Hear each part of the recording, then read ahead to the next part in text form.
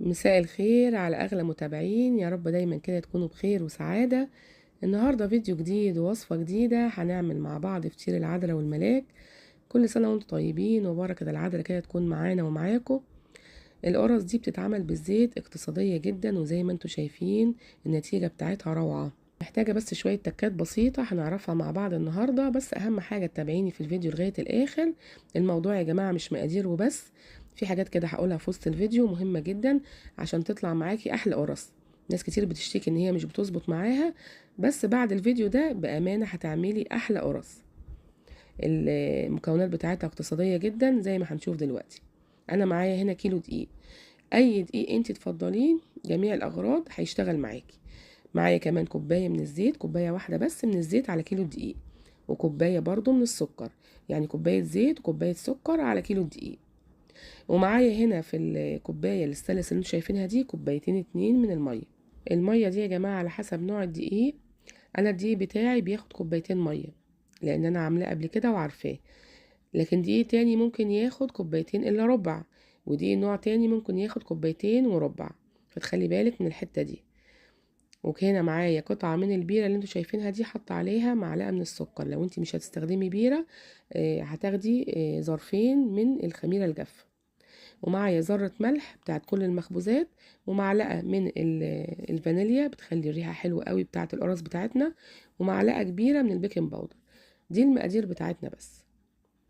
التكايه الاولى بقى يا جماعه مهمه جدا جدا. انا هاخد كوبايه الزيت اللي انا هعجن بيها كيلو الدقيق، هحطها كده على النار لغايه ما تسخن قوي. مش هخلي الزيت يغلي ولا حاجه، بس هحطها كده لغايه ما تسخن قوي. ودلوقتي بقى هبدا كده اجهز الخميره بتاعتي او اعمل لها اختبار. هدوبها كده مع معلقه السكر كويس جدا بالشكل اللي انتوا شايفينه ده، وهحط لها كده معلقتين من الميه الدافيه. دوبها قوي كده مع السكر. النتيجة بتاعت الخميرة البيرة يا جماعة بتبقى تحفة جدا. أنا بصراحة بفضلها عن الخميرة الجاف. هحط لها كده معلقتين مية دافية، أهم حاجة تكون مية دافية. وهدوب كده الخميرة مع السكر مع المية، وهسيبها كده حوالي 5 دقايق عقبال ما الزيت بتاعنا يسخن. التكاية التانية بقى إن أنا هاخد الدقيق بتاعي هروح نخلاه بالشكل ده. أجيب كده مصفى وابتدي إن أنا أنخل الدقيق، وهحط له كده ذرة من الملح ومعلقة كبيرة من البيكنج باودر. البيكنج باودر بيخليها نافشة كده وحلوة. ايوه دي المكونات الجافة، هحطها كده مع بعض. وهبدأ بقى ان انا اقلب الدقيق بتاعي، حطيت له ذرة من الملح ومعلقة كبيرة من البيكنج باودر، وهقلبهم كده مع بعض. بعد ما دخلت الدقيق، الزيت بتاعي على النار بيسخن. ايوه خلاص سخن. فاكرين بقى لما بنعمل الكحك ونحط كده السمنة على الدقيق بتبقى عاملة كده بالظبط. دلوقتي بقى هستخدم انا معلقه خشبيه، واستخدمت كمان طبق استانلس، مرضتش استخدم ولا بوله ازاز ولا حاجه بلاستيك ولا الكلام ده عشان الزيت بتاعي سخن. جربوا الطريقه دي هتعجبكم جدا، وخلي بالكم من الحاجات اللي انا بقولها هتطلع معاكي احلى قرص. تحطي الاول الزيت وهو سخن قوي على الدقيق، وتبتدي بقى ان انت تبسي بايديكي زي ما انتوا شايفين كده. بفضل كده ابس بايديا، بس انا استنيت لغايه ما الدقيق بتاعي برد، لان الزيت طبعا زي ما انتوا شايفين كان سخن قوي. لغايه ما كل ذره دقيق تتغلف بالزيت، ما يبقاش فيها اي تكتلات او كلاكيع. تفضلي كده تعمليه بايديكي، تبسيه بايديكي لغايه ما يبقى عامل زي رمل البحر. ايوه بالشكل ده. النقطه دي مهمه جدا، لان انت لو حطيتي الميه من غير ما تبسي الدقيق كويس قوي مع الزيت، هتبص تلاقي العجينه بتاعتك كلها تكتلات ومش هتبقى حلوه خالص. لازم الخطوه دي مهمه جدا. شايفين بقى دلوقتي بقى عامل ازاي؟ بصوا كده، كده بقى تمام معايا. دلوقتي بقى هجيب الميه بتاعتي، انا قلت كوبايتين من الميه، هحط عليهم كوبايه السكر.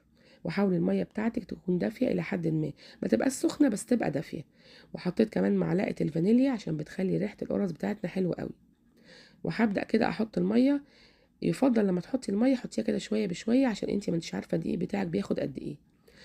وحطيت كمان مع الميه الخميره بتاعتي، وهبتدئ دلوقتي بقى اعجن. بصوا بقى القرص دي يا جماعه عايزه ان انتي تخدميها كويس في العجن. والعجينه بتاعتها طالما انتي بسيتي الزيت مع الدقيق كويس جدا هتبقى سهله معاكي قوي، مش هتبقى صعبه خالص. اهو شايفين بقى العجينه بتاعتنا لمت بسرعه، بس لسه ملزقه في ايديا. هاخدها بقى كده على الرخامه بتاعتي او على البلانشه اللي انا بعمل عليها، وهبتدي كده اعجنها عجنه كويسه. اهم حاجه ان انت تخدميها في العجن، وزي ما انتم شايفين العجينه معانا زي الملبن يا جماعه، مش محتاجه اي حاجه، سهله معاكي جدا في العجن. مش من العجائن اللي هي تبقى صعبه في العجن وجامده، لا، عجينه طريه وسهله وعامله زي الملبن، بس اهم حاجه ان انت تخدميها كويس قوي في العجن. انا اخدتها على الرخامه بتاعتي وابتدات اعجنها بالشكل ده. شايفين بقى النتيجه بتاعتها بقت تحفه اهي، حلوه جدا كده. هجيب بقى الطبق بتاعي وهحطها كده، بس مهم جدا ان انا اغطيها وهحطها في مكان دافي. انا بس لقيت الطبق كبير، اخدتها كده ونقلتها في طبق اصغر وحطيتها في مكان دافي. الجو دلوقتي حر، فما اخدتش تلت ساعة وبقت بالشكل ده. تكاية بسيطة جدا هعملها معاكم دلوقتي. انا خدت كده العجينة وابتدأت ان انا اضيع الخمر بتاعها اهو، شايفين؟ ممكن تعملي الحكاية دي مرة واتنين. خدتها كده وضيعت الخمر بتاعها وابتدأت اغطيها تاني واسيبها 10 دقايق تانيين، من 10 دقايق كده لربع ساعة. عقبال ما العجينة بقى تخمر هجيب كده الصواني بتاعتي وابتدي كده ان انا ادهنها بالزيت دهنة كويسة، بالذات لو الصواني بتاعتك ألمونيوم.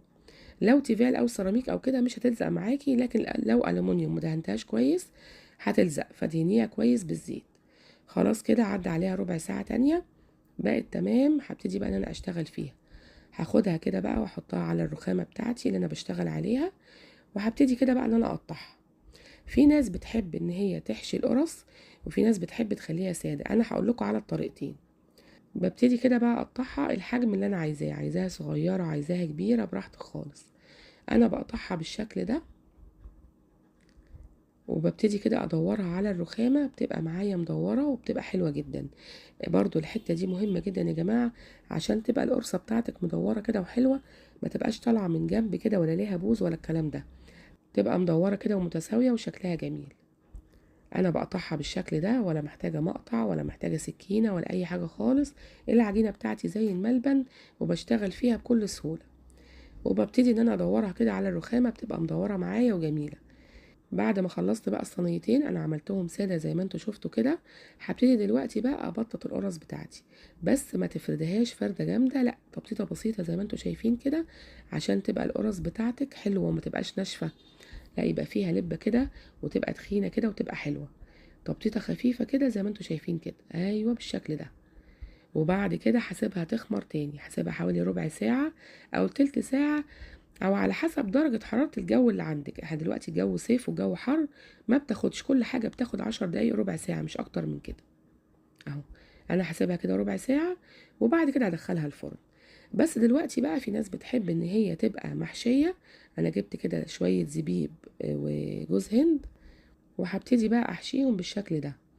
في جزء بيحب سادة وفي جزء بيحب بالزبيب وجوز الهند كده.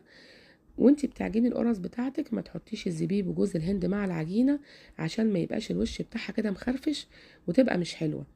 احشي في النص، يعني زي ما انا بعملها كده، باخد قطعة كده من العجين وبفردها وبحط كده معلقة من الحشو زبيب وجوز هند او اي حاجة انتي بتحبي تحشي بيها، ممكن كمان عجوة او اي حاجة انتي بتفضليها، وتقفلي عليها كويس جدا وتبتدئي تحطيها برضو.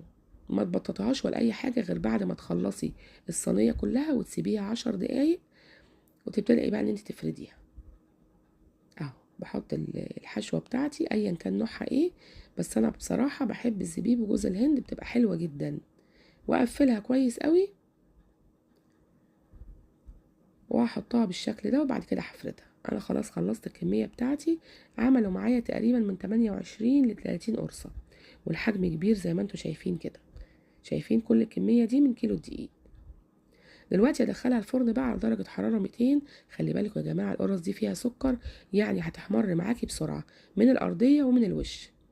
بتقعد، أنا قعدت معايا بأمان 10 دقايق، من 10 دقايق لربع ساعة. اوعي تزودي عن كده، درجة حرارة 200 وما تزوديش عن ربع ساعة، وتخلي عينيكي عليها، تخلي بالك منها. شايفين بقى بعد ما طلعت؟ شايفين بقى الحلاوة والجمال؟ مفيش أحلى من كده. حاول ان انت اول ما تطلع تغطيها. صدقيني انا ما غطيتهاش ولا اي حاجه، بس كانت طريه وتحفه. بس انت لو عايزاها طريه قوي بقى، حطيها كده مع بعض في صينيه واحده وغطيها نص ساعه، وشوفي النتيجه بتاعتها هتبقى ايه. شايفين القرصه بتاعتنا؟ اللون بتاعها تحفه، الارضيه بتاعتها مستويه جدا وجميله. مدوره كده وشكلها مغري جدا. هقطع لكم كمان واحده دلوقتي واوريكم الطراوه بتاعتها اهو، شايفين؟ تحفه. مفيش بعد كده، النتيجه بتاعتها روعه. شايفين بقى الطراوه بتاعتها وفاتحه جدا من جوه. نسيت اقول لكم تكايه مهمه جدا، ان السكر بتاعك ما يكونش غامق، ما يكونش من سكر التموين بقى اللي هو بيبقى الغامق ده، هيغمق لك القرصه من جوه. والزيت طبعا يكون زيت حلو، يكون نوع كويس، ما يكونش برضو من زيت التموين، هيعمل لك احلى قرص. التكات دي يا جماعه كلها مهمه جدا عشان تعملي قرص تحفه. شايفين بقى الطراوه بتاعتها؟ اظن مفيش احلى من كده. المقادير بتاعتنا بسيطة جدا، اقتصادية جدا، سهلة جدا. الطريقة بتاعتها سهلة جدا، بس في شوية تكات بسيطة لو اتبعتيها هتطلع معاكي احلى قرص. ولو انت عايزة تحشيها، ما تحطيش الحشوة بتاعتك في العجينة الزبيب وجوز الهند، لا احشيها من جوه عشان تبقى الوش بتاع القرصة حلوة زي ما انتوا شايفينها كده، ما تبقاش مخرفشة ولا باين فيها زبيباية ولا جوز هند ولا اي حاجة خالص. طبعا انا بتمنى يكون الفيديو بتاعنا النهاردة عجبكم واستفدتوا منه.